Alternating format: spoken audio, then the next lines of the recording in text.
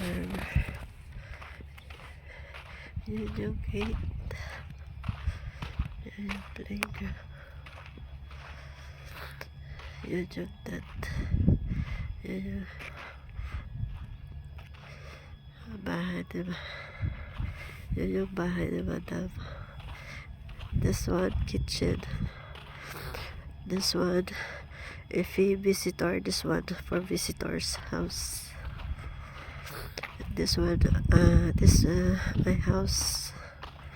This is center. That's kitchen.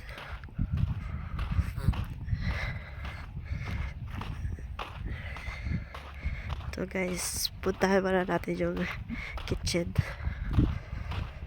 Yung sa center, ito, dyan sila Madam, 3 rooms yan. Walang kitchen yan. Dito lang talaga yung kitchen sa center. Pag nagluluto, lahat dito lang talaga. Dyan, room lang talaga. Dyan, saka bathroom. Ito yung kitchen. Yan. Yan, dito yung kitchen. Yan. Kitchen to. Yan. Ito ko. Yan. Yan. May lababo. Lamesa. Tapos luto ang dumi.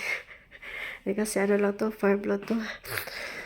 Hindi na magalinis. Kasi ano lang to, every Thursday hanggang Saturday lang kami dito. Tapos dito naman, ito yung kwarto ko. Yung bahay ko. Dito.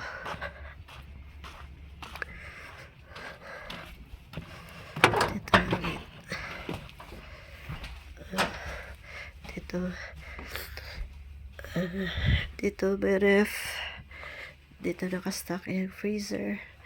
Yung mga meat. Yan. Tsaka dito may lababo din siya. Lababo pag naghuhugas or anything. Tapos yan. Yan. Ito yung CR. Yan. Ito yung bathroom. Ano siya, pagkamping siya talaga. Yan. Bathroom yan. Yan.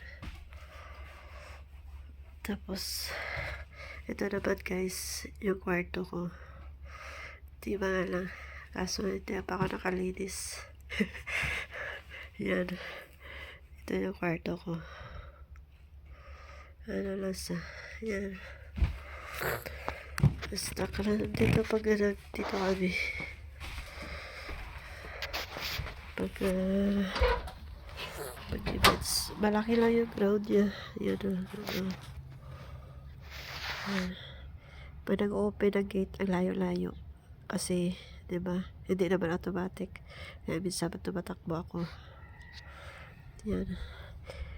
Tapos yun, yung tent, yung bahay, yung kitchen. Kaya pag hirap pag gabi, lalabas ka pa. Pero pag ano naman, magbibring lang naman kami ng mga gamit.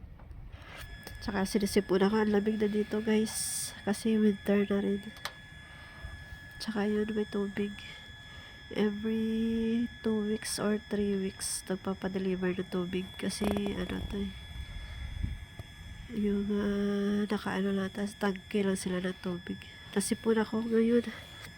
Yung voice ko, guys, ano na. Magwawalbat na to guys. Change of weather tsaka winter. Ayan o. Ayan.